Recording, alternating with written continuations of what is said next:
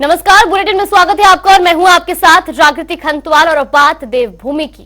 केंद्रीय गृह मंत्री अमित शाह शुक्रवार को सीमा द्वार स्थित इंडो तिब्बतन बॉर्डर पुलिस परिसर में 62वें स्थापना दिवस समारोह में शामिल हुए।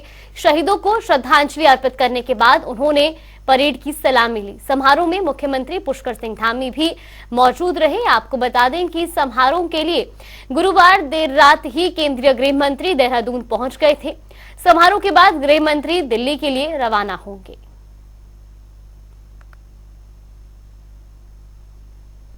आज जो हिमवीर सीमा पर तैनात है, शायद उनको मालूम नहीं है कि दीपावली के दिन पर जब देश का नागरिक अपने घर में उजाले के लिए, अपने घर के स्वास्थ्य और समृद्धि के लिए एक दिया जलाता है, तब एक दिया सरहद पर तैनात हमारे जवानों के लिए भी जलाता है। आपके त्याग, आपके बलिदान, आपके साहस और आपके शौर्य के सम्मान 130 करोड़ भारतीय बहुत मन से करते हैं, दिल से करते हैं।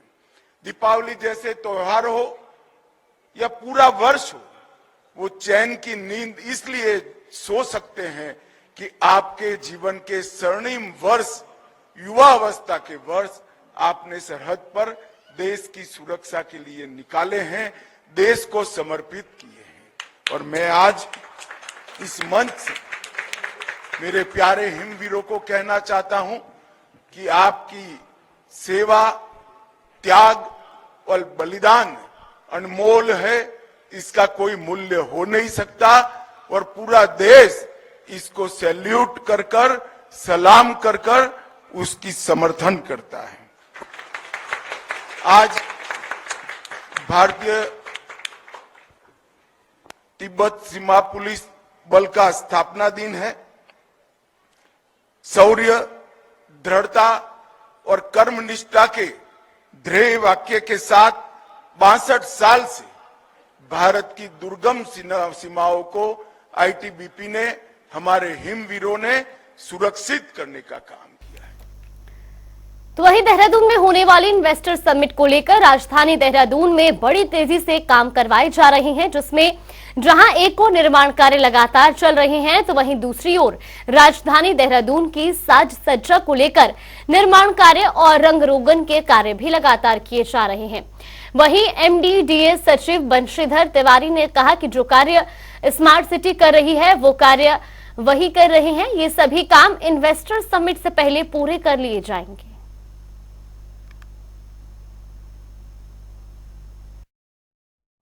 हम लोगों ने आपस में समन्वय बना करके जो काम स्मार्ट सिटी कर रहा है उसको हमने छोड़ दिया है और जहाँ जहाँ हमें करना है, चाहे वॉल की पेंटिंग है या घरों की पेंटिंग है या उस पर कुछ अगर ड्राइंग डिजाइन बनानी है उसको करने का, गमले रखने हैं, कहीं लैंडस्केपिंग है, जहाँ जगह मिले पार्क बना रहे हैं, तो हमारा काम जो है द्रुत गति से चल रहा है और हमने लक्ष्य तय किया है कि अगले 15 से 20 दिन इन्वेस्टर समिट के पहले हम पूरा कंप्लीट कर लें। तो वहीं गोवा में 37वें राष्ट्रीय खेलों के समापन के समारोह में उपराष्ट्रपति जगदीप धनखड़ शामिल रहे। वहीं इस दौरान उत्तराखंड की खेल मंत्री रेखा आर्य को अगले राष्ट्रीय खेलों के आयोजन को लेकर ध्वज सौंपा गया। मंत्री रेखा आर्य ने कहा कि मुझे पूरा विश्वास है कि मुख्यमंत्री पुष्कर सिंह धामी के नेतृत्व में उत्तराखंड अग्रणी राज्य बनेगा। उन्होंने कहा कि 38वें राष्ट्रीय खेलों का राज्य में भव्य आयोजन किया जाएगा और इसके लिए तैयारियां जोरों पर चल रही हैं।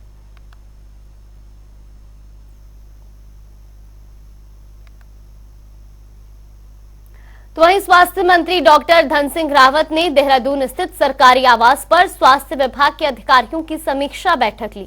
बैठक में उन्होंने विभाग में लंबे समय से विभिन्न संवर्गों के अंतर्गत रिक्त चल रहे पदों को शीघ्र भरने के निर्देश दिए।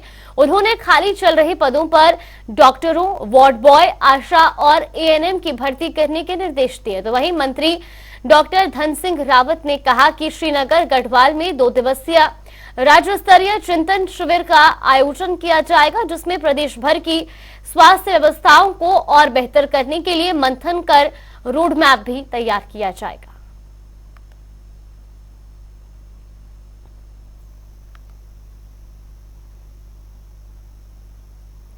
तो वहीं राज्य स्थापना दिवस के 23वें वर्षगांठ के अवसर पर कैबिनेट मंत्री गणेश जोशी ने देहरादून स्थित शहीद स्मारक पहुंचकर कार्यक्रम में प्रतिभाग किया, जहां उन्होंने शहीदों को नमन कर माल्यार्पण किया और इस दौरान कैबिनेट मंत्री गणेश जोशी भावुक भी नजर आए।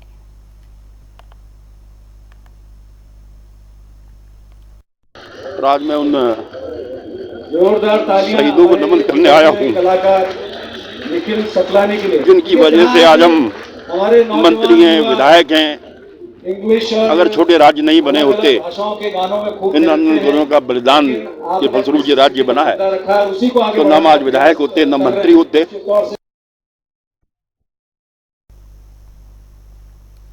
उत्तराखंड राज्य स्थापना के 23वें वर्षगांठ पर बीजेपी की ओर से कई बड़े कार्यक्रमों का आयोजन किया गया।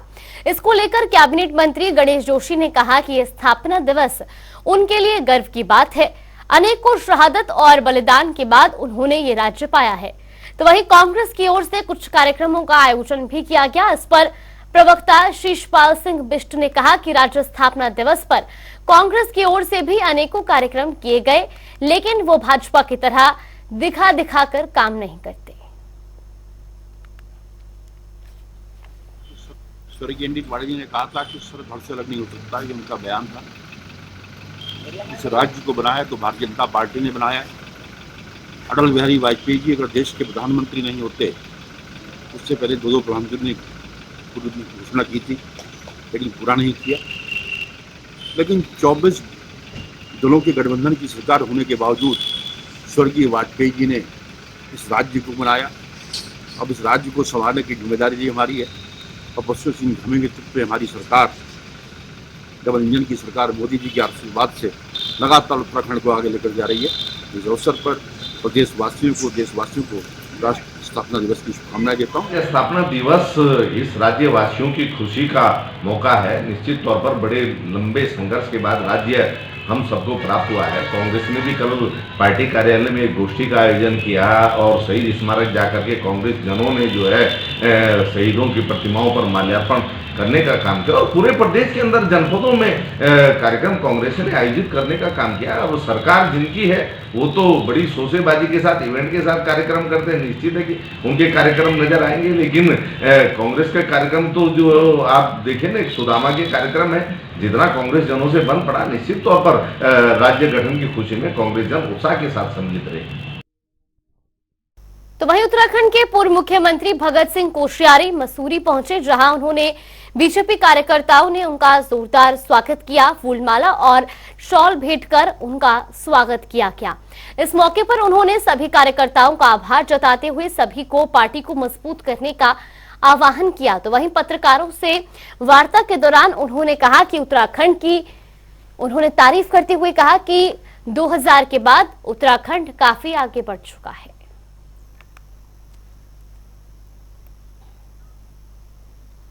और रुख करेंगे बड़ी खबर की ओर। बड़ी खबर आपको बता दें, केदारनाथ में लगातार जमकर बर्फबारी हो रही है। बर्फबारी के चलते धाम में कड़ाके की ठंड भी पड़ी है। तो वहीं आपको बता दें कि गंगोत्री धाम में भी नदी नालों का जल जमा होने लगा और ऐसे में केदारनाथ धाम में कई जगहों पर 5 इंच बर्फ जमी है। ड्यूटी पर तैनात अधिकारी और कर्मचारी भी लगातार हो रही बर्फबारी से परेशान नजर आ रहे हैं। ये बड़ी खबर, बड़ी जानकारी। केदारनाथ की ये तस्वीरें भी आपको दिखा रहे हैं, जहां अब लगातार हो रही बर्फबारी के चलते केदारनाथ धाम में तापमान में तेजी से गिरावट दर्ज की गई है और ऐसे में केदारनाथ धाम में कई जगहों पर 5 इंच तक बर्फ जम चुकी है। ये तस्वीरें भी आपको दिखा रहे हैं केदारनाथ की, जहां ताजा बर्फबारी की तस्वीरें अब लगातार सामने आ रही हैं। ऐसे में जहां एक तरफ लगातार हो रही बर्फबारी के चलते तापमान में गिरावट दर्ज की गई है, तो कई जगहों पर 5 इंच से भी ज्यादा बर्फ अब तक जम चुकी है और ऐसे में प्रशासनिक अधिकारियों को भी कई दिक्कतों का सामना करना पड़ रहा है। वहीं इस खबर पर ज्यादा जानकारी के साथ हमारे सहयोगी यशराज आनंद हमारे साथ जुड़ गए। यशराज, देखिए जिस तरीके से अब केदारनाथ धाम की तस्वीरें भी सामने आ रही है, लगातार वहां पर बर्फबारी हो रही है, ऐसे में फिलहाल मौसम में किस तरह का बदलाव आने वाले दिनों में देखने को मिल सकता है?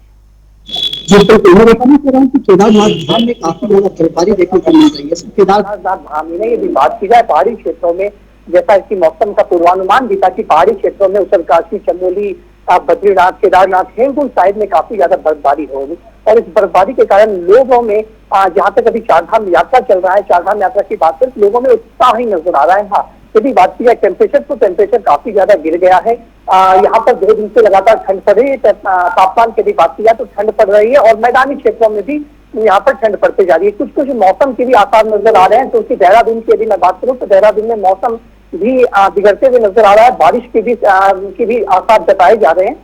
तो वहीं केदारनाथ धाम में लगातार बर्फबारी ही हो रही है, लोगों में खुशी का उत्साह है। लेकिन साथ ही साथ यदि बात कर रहे की जाए अधिकारियों की, यदि बात की जाए व्यवस्थाओं की, तो व्यवस्था तो पहले से ही पूर्ण रूप से सही तरीके से बना लिया गया था, लेकिन व्यवस्था में चूंकि ठंड बढ़ने के कारण व्यवस्था में धीरे धीरे कमी नजर आ रही है। लोग वहां पर इक्विपमेंट साधन को जो है वहां पर ऊपर ले जाना तो एक बहुत बड़ी समस्या है, लेकिन वहां पर साधन को ऊपर ले जाया जा रहा है और साथ ही साथ वहां पर अलाव की व्यवस्था की जा रही है। अलाव को बिल्कुल यशराज, और देखिए खास तौर पर ये भी जानना चाहेंगे, जिस तरीके से आपने बताया कि लगातार वहां पर प्रशासनिक अधिकारी भी व्यवस्थाओं को दुरुस्त करते हुए नजर आ रहे हैं, लेकिन खास तौर पर बात यह कि जिस तरीके से कई यात्री फिलहाल केदारनाथ धाम में यात्रा के लिए जा रही हैं, ऐसे में बर्फबारी भी हो रही है, क्या कुछ गाइडलाइन फिलहाल जारी की गई है ताजा बर्फबारी को लेकर? सबसे पहले तो मैं बताना चाह रहा हूँ कि केदारनाथ धाम जो मंदिर दर्शन के लिए जाते हैं तो उनका दर्शन करना तो एक उद्देश्य होता ही, लेकिन अभी का जो समय है ये बर्फबारी का एक समय हो गया, यानी कि बर्फ होता है, तो लोग अनेक अलग अलग राज्यों से, विभिन्न राज्यों से आते हैं, तो उनको बर्फबारी का वो सबसे पहली बहुत बड़ी बात है कि लोग यहाँ पर बर्फबारी का भी आनंद ले रहे हैं। लोगों ने यह नारा भी लगा रहा है कि जय भोलेनाथ की जय हो।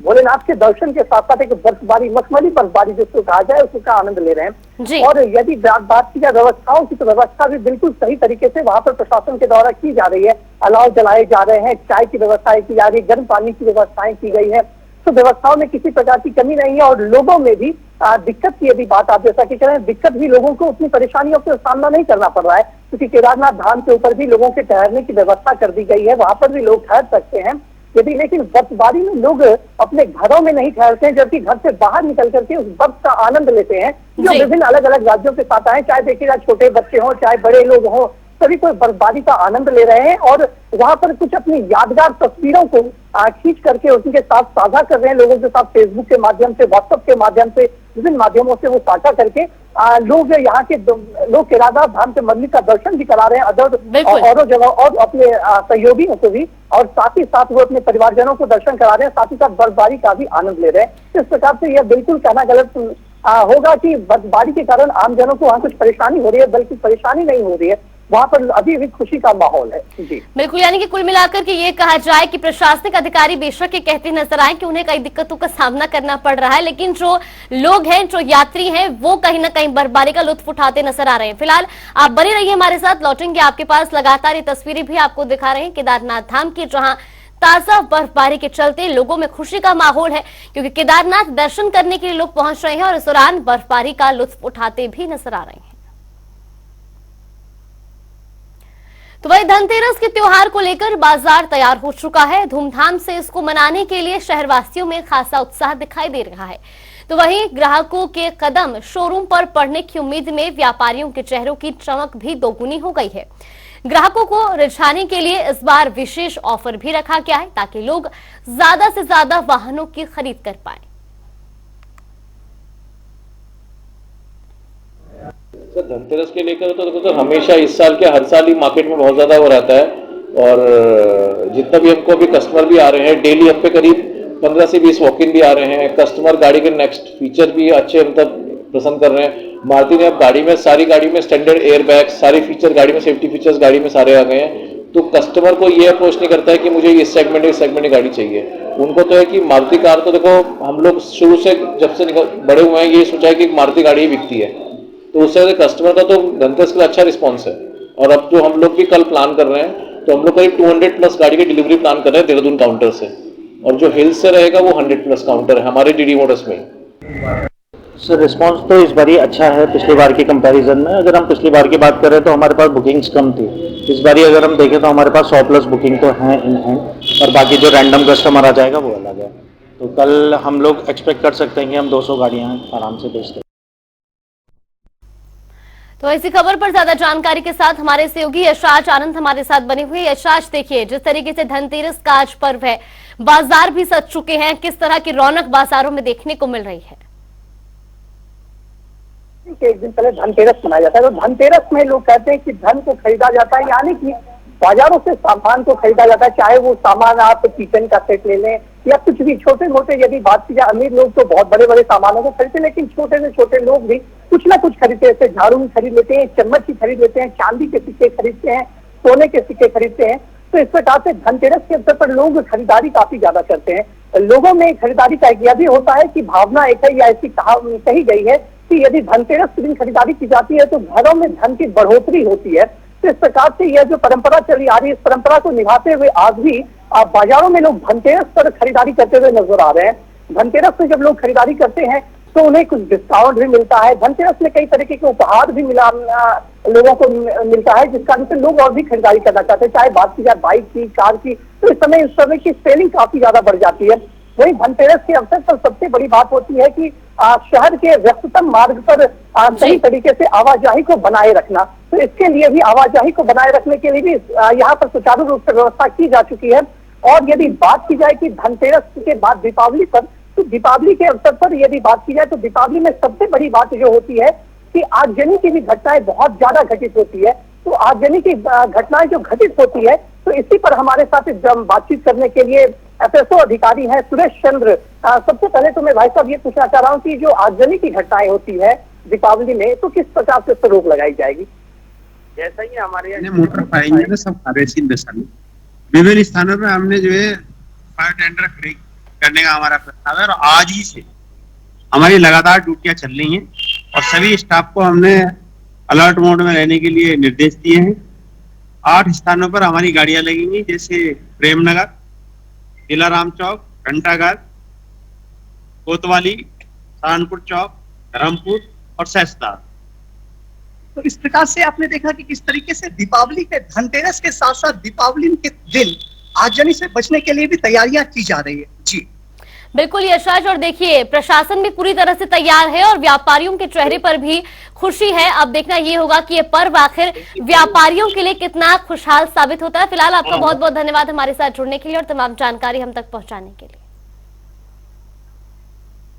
तो वहीं दीपावली और दीयों का आपस में बहुत ही गहरा संबंध है, लेकिन आज के उन्नत समाज में यह संबंध धूमिल होता जा रहा है। जी हां, हम बात कर रहे हैं मिट्टी के दिए की। कभी दीपावली के त्योहार पर मिट्टी के दिए घर की रौनक बना करते थे, तो आज वही उन दियों की जगह चाइनीज आइटमों ने ली है और इसी वजह से मिट्टी के कारीगर बेरोजगार और बेहाल हो चुके हैं। हल्द्वानी की अगर बात की जाए तो यहाँ बरसों से ये मिट्टी कारोबारी दीपावली के समय में कारोबार करते नजर आए हैं, लेकिन अब धीरे धीरे इनका कारोबार खत्म होता जा रहा है। देखिए रिपोर्ट। नमस्कार, स्वागत है जनता टीवी में और मैं हूं आपके साथ संजय प्रसाद। दीपावली का त्यौहार है और हर कोई खुशियां मना रहा है और इन्हीं खुशियों को बढ़ाने के लिए कुछ लोग दूर दराज से अपने यहाँ व्यवसाय के लिए आते हैं और वो व्यवसाय है मिट्टी के बर्तनों का व्यवसाय। जी हाँ, मिट्टी के दिए, मिट्टी की मूर्तियाँ, मिट्टी के अन्य सामानों का व्यवसाय।